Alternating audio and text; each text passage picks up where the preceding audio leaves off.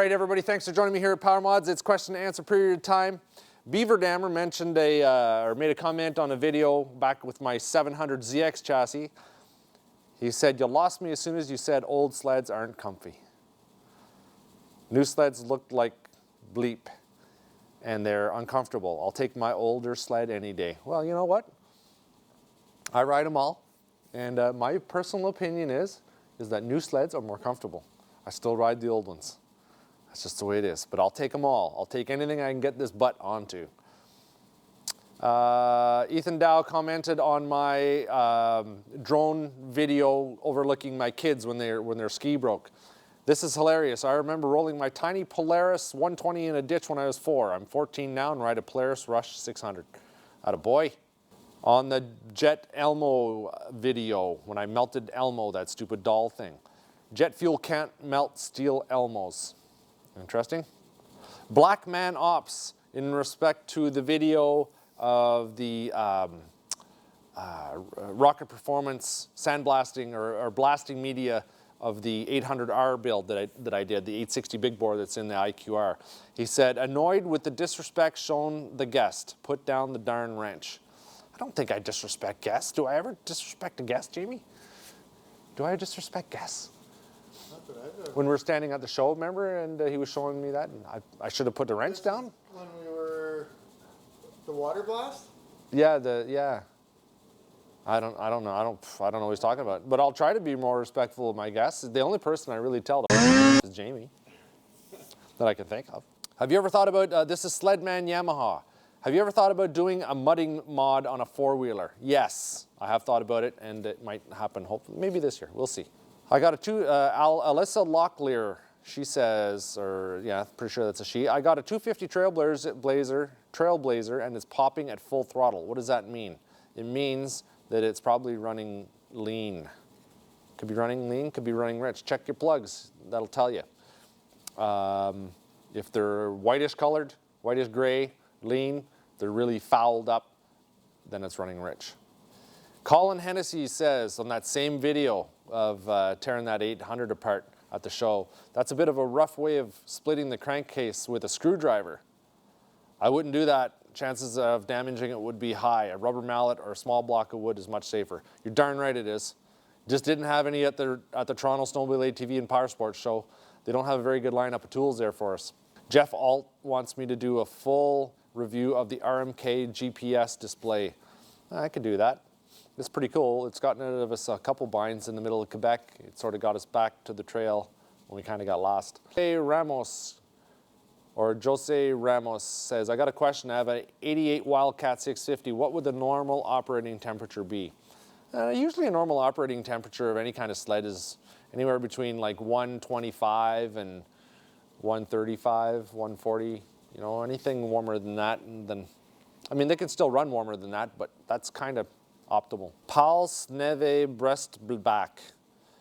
On the video of me watching my kids with the drone when they're on the Elan. "Super nice, clever boys. What did you do to capture and sync the audio?" That's a secret.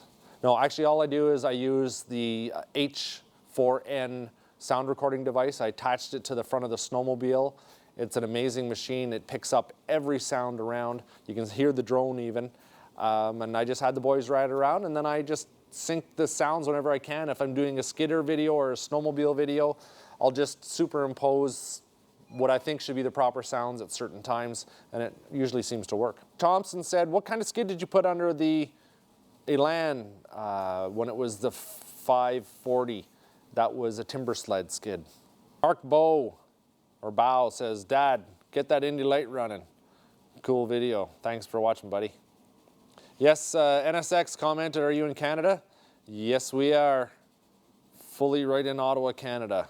Fast Cyclist says, "You must be proud of your 2 boys." That same video looking at the boys. I have 2 boys myself. They're a lot of fun. I am proud of my boys. They're awesome. When they work together, man, they're unstoppable. Jerry Stelline says, "Hey, Louie, great video. What I would do to have that kind of land to ride. Love what you do. Thanks for the videos." The same video, following my kids around. Took me a long time to get that land. You know what? You just save up your nickels and it'll happen one day. What is the model of the drone? It is a Mavic Pro made by DJI. Unbelievable, awesome, I love it. I should, Alex Tech said that I should get a helmet mic and wear one when I ride. Yeah, I'm thinking about that. I've been trying to sort of make it so it's easy to record. I'm just trying to think of what the best thing to do is. What are your opinions? Is there something out there on the market? I guess a lot of motorcycle guys have those, right? So just give me a comment. See what. Let me know what's out there. David Webster says, awesome. Drone snowmobiles are awesome. Backcountry 705 says, awesome. He has a Mavic as well. He uses them in his backcountry videos. Check him out. Backcountry 705. Hey Louie, Muskie 37373. How do I send pictures of a super cool Polaris Colt mod? Yeah, you got to check that out. Check out my Facebook, the PowerModz page. He sent me those pictures, and it's pretty awesome looking. Crazy Horse commented on the VK start at minus 25 degrees. Not a very good endorsement when we were trying to start that sled. It took, I forget how many pulls. The Torres was acting up on it. It was kind of frozen. That VK 540 is an awesome sled. I'll fully endorse that sled any day. Okay, one thing I forgot to do with the Indy 340 here was I forgot to gap the rings on the pistons. Somebody mentioned that. That's very true. So we did rip the motor apart and we put it all back together. Yeah, I don't know. Boys, it's, long days. You know me. I forget things. When are you turboing? Owen Stahlbaum. When are you turboing this Indy Light beast? I don't know. Sounds like a plan. I was thinking of nitrous. I have a nitrous setup. Wouldn't that be cool? Just nitrous on it. I was thinking of nitrous in a land too, just giving her. I think that'd be awesome. So this Jason Schaub says, PowerModz, my dad's snowmobile will roar, but it won't move if he goes full gas. Then his snowmobile won't move, but sounds like it's crossing. You know why it does this? Oh man, I don't know what that means. Try again, and I'll try to answer that question. Full throttle and full throttle won't move. Check your compression. It might have a hole in a piston. Poor lads in New Hampshire only got one weekend of riding in for this one guy on his old Skidoo Nuvik, Jamie Smith. Sorry, buddy, to hear that. I don't like hearing that. Legendary Amazing says that I look like Ryan Reynolds from Deadpool. It's funny. I don't even know. I know who Ryan Reynolds is. I don't look like him. I don't think. I get the guy from Inglourious Bastards, the German soldier. Forget that guy's name. I've gotten Cameron from what's that show? Ferris Bueller's Day Off. Yeah, I can see that. Yeah, I've gotten all kinds. I don't even know. You look like that guy on PowerModz, dude. I look like that PowerModz guy. I think they look like me. How did you torque the cylinder-based nuts on this engine on the Indy Light if you don't have a torque wrench? I think I said it in the video that you need the crow's, crow's foot ratchet attachment. Hey? You can't really torque it right. You just give her one of those. Will the rings seat properly if the cylinders aren't at least honed? Clinton Jeffs, he said that. Will the rings seat properly if the cylinders aren't at least honed? If your cylinders are worn badly, yeah, probably not. I don't know much about that. I mean, but if they have good cross-hatching on them, you're usually good to go. I've never really had a problem with it. I've checked compression on engines that are kind of tired and worn out after cylinders, after I put new pistons in, never had an issue. 340 E. Pearson says the 340 needs a Jaws can. I think you're right, it does. Scandy says, is that a new tunnel I see in the background? Yes, that was made by Jason Rennie. He's a famous racer. That's for the 925. Bucket Sampson says, I always like to shove a rag in around the crankcase when I'm working around the crankcase and connecting rod when I'm working on pistons. Great way to do it. Yeah, I usually do that too, especially on those older Skidoo Rotax engines when they have the individual little needle bearings that fall out of your wrist, off your wrist pin when you pull the pin out of the piston. They all fall in. I think there's 29, or they're 32. I think there's 29. Or they're 19. 32 when you take it apart and 29 when you put it back in. Yeah, you don't mess that up. Crazy Cayman from my last video on this Indy Light says, you seem to be on a little bit of a rant fest. I think the last 3 vids you've been randomly ranting about what people say in the comments. Is there something you're trying to say to the PowerModz army? No, actually I'm not really saying stuff to the people who are saying things in the comments.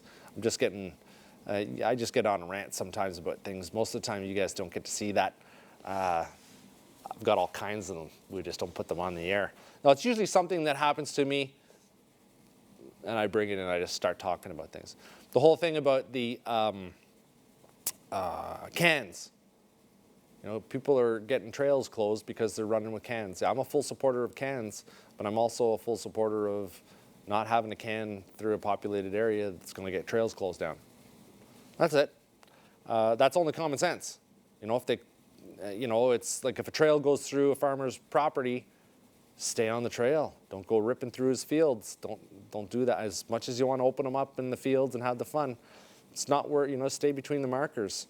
I'm not a trail rider, but the trail systems are extremely important. You see some areas down the States, man, Upper Peninsula, Michigan, Wisconsin, it's nuts the trail systems that they have there, and they just go on for 1,000,000 miles. There's all kinds of people on them. It injects all kinds of money into the local economy. You don't want to shut those down, and you don't want to give sledders a bad name. Now, of course, I'm not one to always preach to the choir, but when I do my brapping, I do it in the backcountry, hopefully. The only thing that hears me is you guys in videos. Lavin Gun. Do I regret not getting an RMK Assault or SKS for Ontario off-trail riding? Yeah, you know what? I'd like that extra cooling. There are times, but I'm not a trail guy. But we've been running into this weird weather with the rain and all that and that hard snow. It's not fun. And my machine's overheating, and I haven't gotten into that yet. I'm not even going to bother fixing it until this summer. But yeah, it definitely has its advantages. I'm trying to figure out what to make titanimal out of. You know, will I get a new SKS 146? Because I'm digging that 146 idea. 155 is kind of long around here. If I really wanted to, I could always extend it if I needed to. I don't know. I'm still playing around. Deer Nut commented, much better with the voiceover. Hate music rather than hearing voice or equipment operating.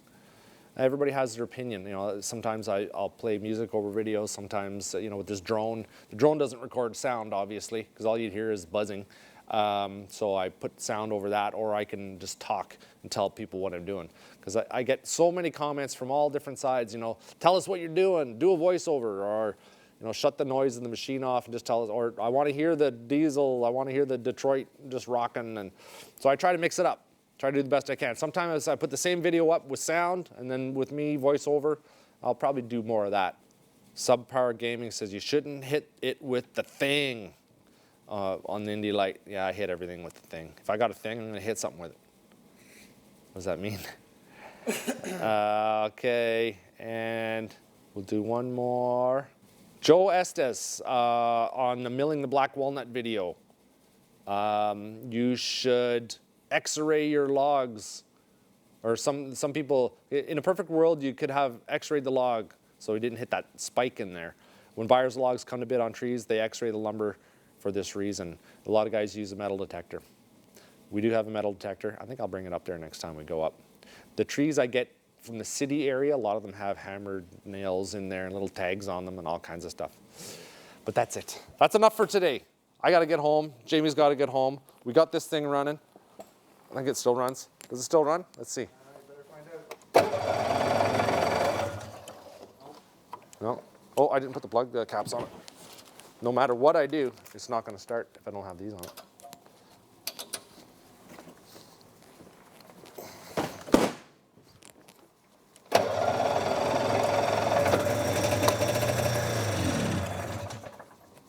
I think it's only running on one cylinder. I think only one carb. Bog's still there. That doesn't sound good. It's only running on one cylinder. I'll figure it out. I'm going to pull that old coil off and put another one on. I know that. And I'm going to take that battery off so we don't burn this whole building down. That's it. Yeah, I don't see fuel coming up that other line. It's sucking air. What would it be sucking air? Your pump is... Oh, you know what? I know what it is. I think I know exactly what it is. No, I think it's sucking through this. Could have been the whole reason. This right here. This thing is so loose. Because when I was sucking on that line to bring gas through here, it was still pulling air. I was pulling air through it, right? I bet you this thing here is pooched. It's sucking air through it because it's just so flippy floppy. I think I have a new one in my boxes at the back. Yeah. Remind me to look at that next time. Okay, let's jet. Right on.